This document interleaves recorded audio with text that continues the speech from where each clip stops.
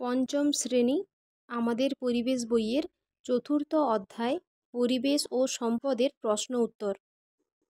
ফুলমণির বাবার বন্ধুর নাম কি? মৃগেন মুর্মু। ধান চাষ কোন মাটিতে ভালো হয়? এঁটেল মাটিতে। কয়লা কি কি কাজে লাগে?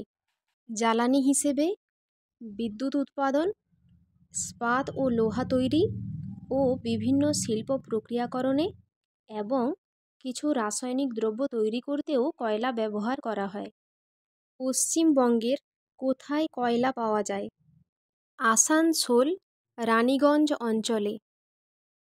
তাপবিদ্যুৎ তৈরি করতে কী লাগে? কয়লা লাগে। স্বাধীনতা সংগ্রামের ইতিহাসে মাস্টারদা নামে পরিচিত কে? সূর্য সেন। কত সালে ভারতবর্ষ স্বাধীন হয়েছিল? 1947 সালে 15ই আগস্ট। বর্ণপরিচয় কার লেখা? ঈশ্বরচন্দ্র বিদ্যাসাগরের লেখা। কে বাঁশের কেল্লা তৈরি করেন? তিতুমির। সাঁওতাল বিদ্রোহের নেতা কে ছিলেন? সিধু কানহু। নিজের জীবনের কথা পরোয়া না করে প্লেগ রোগীদের সেবা করেছেন কে? ভগিনী নিবেদিতা। ভারতের সংবিধান লিখেছেন কে?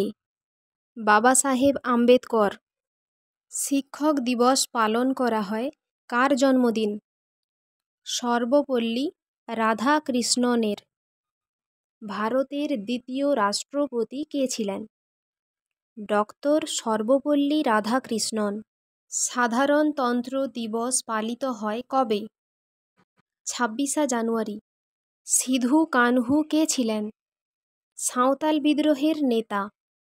কোথাকার সরপুরিয়া বিখ্যাত? নদিয়ার কৃষ্ণনগরের। রাজা রামমোহন রায়কে ভারত পথিক উপাধি দেন কে? রবীন্দ্রনাথ ঠাকুর। 3 জন মহিলা স্বাধীনতা সংগ্রামীর নাম লেখো।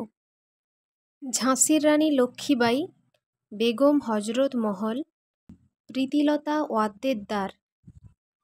স্বাধীন ভারতের প্রথম প্রধানমন্ত্রী কে ছিলেন? জওহরলাল নেহেরু। আমাদের দেশের 2 জন বিজ্ঞানীর নাম কি? প্রফুল্লচন্দ্র রায়, আচার্য জগদীশচন্দ্র বসু। বর্তমান ভারত কার রচনা? স্বামী বিবেকানন্দের। আজাদ হিন্দ ফৌজ কে গঠন করেন? নেতাজি সুভাষচন্দ্র বসু। গান্ধী বুড়ি কাকে বলা হয়?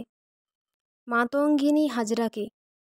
দেশের জন্য লড়াইকারী মেয়ের নাম বলো।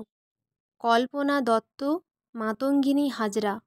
শিশু দিবস কার জন্মদিনে পালন করা হয়? জওহরলাল নেহেরুর জন্মদিনে। মানুষের স্বাস্থ্য একটা কি? সম্পদ। ভারতের সংবিধান কে তৈরি করেন? বাবাসাহেব আম্বেদকর। স্বাধীন ভারতের প্রথম শিক্ষামন্ত্রীর নাম কি? আবুল কালাম আজাদ।